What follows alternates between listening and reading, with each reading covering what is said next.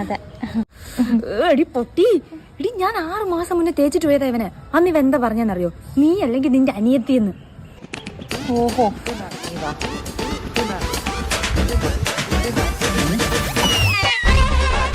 കഴിഞ്ഞ 6 മാസമായിട്ട് ഈ പി രാജ്കുമാർ കാത്തിരുന്നത് ഈ ഒരു മൊമെന്റിന് വേണ്ടിയാണ്.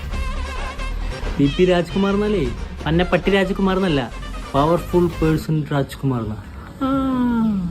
അതിന് ഞാൻ എന്ത് വേണം? നീ എന്ത് വേണമെന്നോ? സമയങ്ങളേതാ, കാര്യം പറ.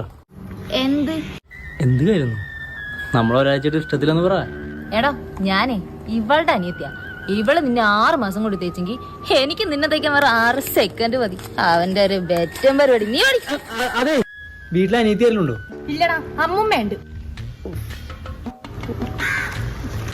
അമ്മ വേണ്ട, ഏജ് കൊടുക്കും.